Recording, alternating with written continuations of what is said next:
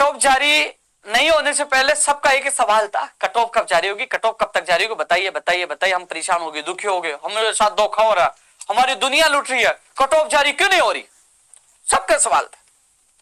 अब cut off जारी होने के बाद रद्द करिए, हमारे साथ धोखा हो गया।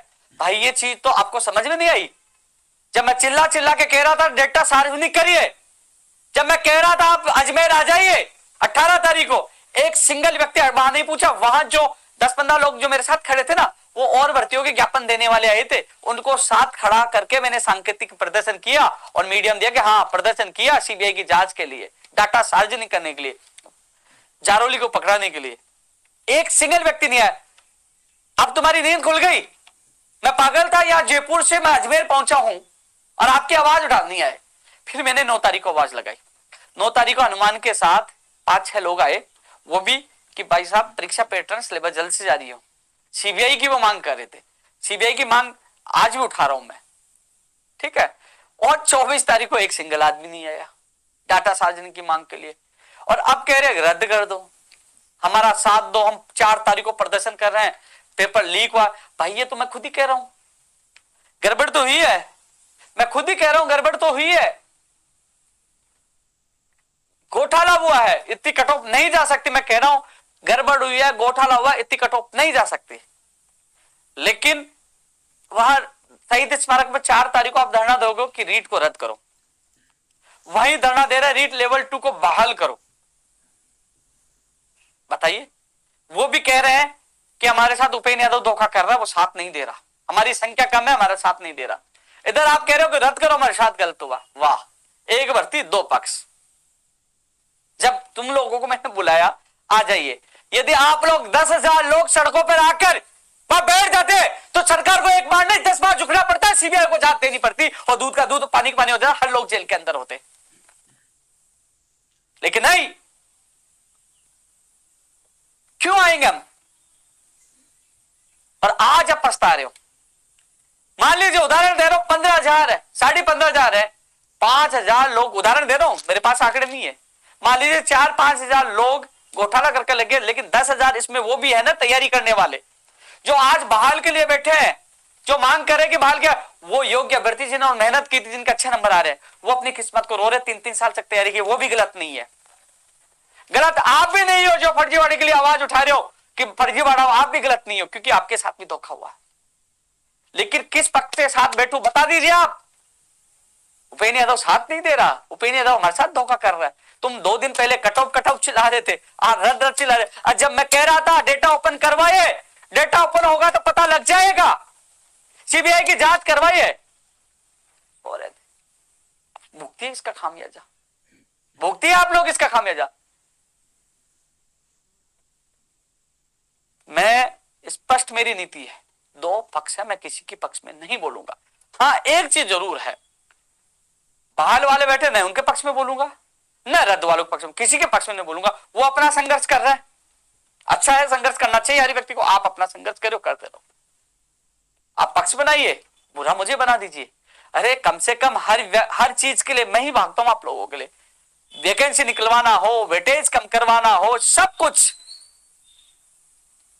लेकिन हमारा काम नहीं हो तो बुरा उपेंद्र यादव को बना दो, उपेंद्र यादव साथ नहीं दे रहा, सरकार से मिला हुआ दलाल। यार कितनी बार पिटा हूं, जेल गया हूं, लखनऊ तो गया हूं, सरकार से लड़ रहा हूं अकेला। मैं दुश्मनी थोड़ी है मेरी सरकार से कि मैं हमेशा गाली देता रहूं, क्योंकि मुझे और भी बेरोजगारों के काम करवाने हैं, काम भी करवाने होते, हर व्यक्ति वो भी बेरोजगार है यार, उनके भी परिवार है यार। इसलिए संगठन जो चलाता उनको पता है कहीं नरम, कहीं गरम, कहीं ठंडा, कहीं गुस्सा, हर चीज के रणनीति के अनुसार काम करना पड़ता है, क्योंकि गुस्सा, आक्रोश ज्यादा समय नहीं रखना चाहिए, क्योंकि कई बार परिस्थिति के अनुसार ठंडा इसलिए होना पड़ता है और भी काम करवाना पड़ता है। हाँ एक चीज और है, जो तमाम लोग सीबीआई की जो कह रहे हैं साथियों, 4 तारीख तक मैं इसमें याचिका 4 मार्च तक, कारण है मैं नहीं बता सकता सोशल मीडिया पर, लेकिन जो तमाम लोग हैं सुन लीजिए, रीट की सीबीआई की जांच चाहने वाले, उनसे मेरा निवेदन है, जो जयपुर में आसपास है कहीं पे भी हो, वो कल 12 बजे मेरे ऑफिस पूछे। आपकी रीट की जो आपने जो एप्लीकेशन, आप जो आपने फॉर्म भरा था, वो आपका प्रवेश पत्र जो रीट की एग्जाम दी थी, आपका जो रीट में जो आपकी मार्कशीट, आपके जो अभी कितने 2 गुना में जिनके कई नंबर आ रहे हैं, उनको लगता है मेरा नंबर है, वो कितने नंबर आ रहे हैं, आपकी रीट की विज्ञप्ति, आपकी बीएसटीसी की जो मार्कशीट, आपका आधार कार्ड, तमाम दस्तावेज लेकर आप मेरे कार्यालय पूछिए, 10 20 50 100 कितने लोग पूछिए। इस पे हम सीबीआई जांच के लिए याचिका लगा रहे हैं। और किसी से भी आपको कुछ नहीं कागज देके जाना है, आपको एक पैसे किसी को देने की आवश्यकता नहीं है। जो भी खर्चा होगा, जो भी होगा, वो भार मैं उठाऊंगा। सीबीआई की जांच के लिए कैसे लगाना है वो मुझे अनुभव है। किसको किसको हमें बेस बनाना है, हमें जो क्या क्या तथ्य पेश करना है, वो सारे तथ्य में जुटाने में लगा हूं। अब सवाल यह है कि जो 15,000 में जिस दिन का चयन हुआ है, अब वो सवाल ये उठाएंगे उपेंद्र यादव भर्ती को अटकाना चाहता सीबीआई के नाम से, हमें हमारे साथ कुटारघात करने वाला है, हमारे साथ धोखा कर रहा है। तो उन लोगों को मैं कह दूं आपको घबराने की आवश्यकता नहीं है। मैं सीबीआई जांच के लिए जो लगाऊंगा, सारी चीजें लगाऊंगा हाईकोर्ट में, हाईकोर्ट से जीत कर ठीक है, नहीं जीते तो सुप्रीम कोर्ट तक जाएंगे, जब तक आपकी प्रक्रिया पूर्ण हो जाएगी। लेकिन यह जरूर है कि जो फर्जी जो लग जाएगा, अभी मेरे पास एक फोन आया था कि कबाड़ी का काम करते थे 3 लोग, शांजापुर सासड़ी गांव के हैं, और उन्होंने कभी पढ़ाई नहीं की। मेरे को किसी ने शिकायत की, उनकी डिटेल मुझे भेजी, उनकी मैं डिटेल उनकी शिकायत करूंगा। उनका तीनों का नंबर आ गया।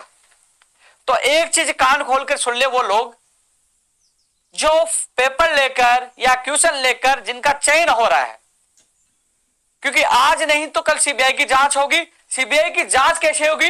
कई लोगों ने याचिका हाईकोर्ट में लगाई, लेकिन हाईकोर्ट में लगाई जल्दबाजी में, उस समय लगाई उन लोगों ने।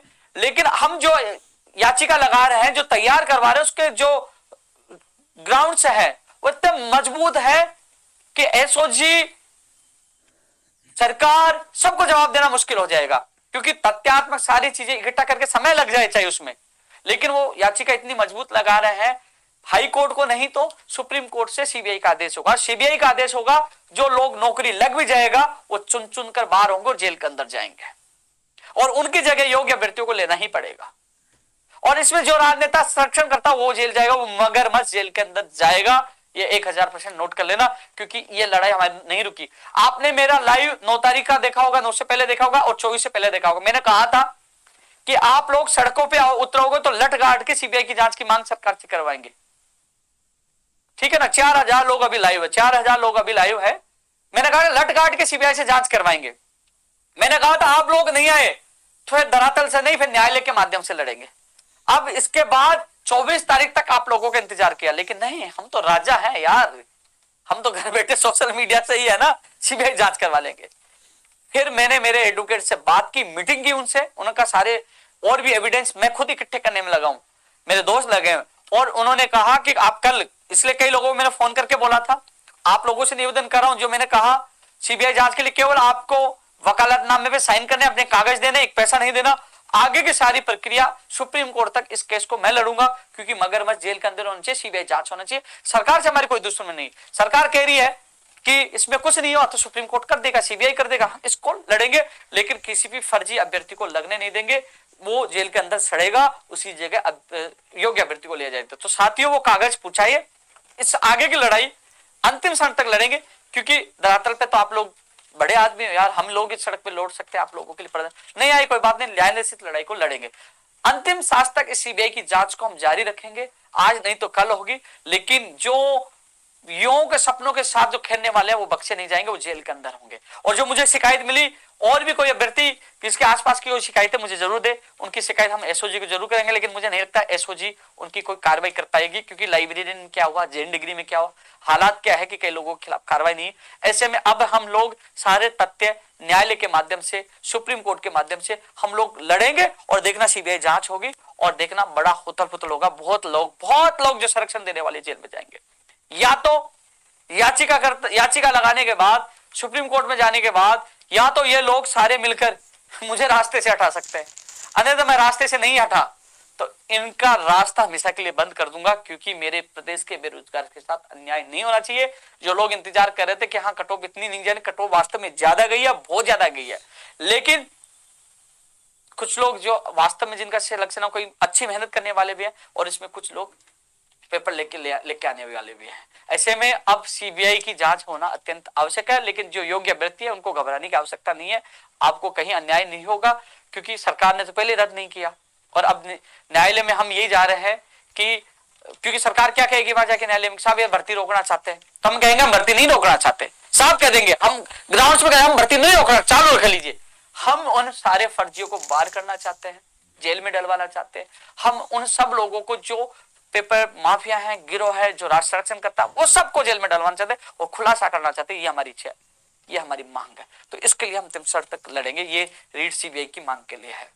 और जो धरने बैठे हैं लेवल 2 बहाल वाले, मैं आपकी पीड़ा समझता हूं, लेकिन मेरी मजबूरी है, मैं आपके पक्ष में वहां आप ही गया, फोटो वायरल होगी तो रद्द करवाने वाले कह देंगे बिक गया, उन्होंने तो रीट बहाल वालों ने पैसे दे दिए।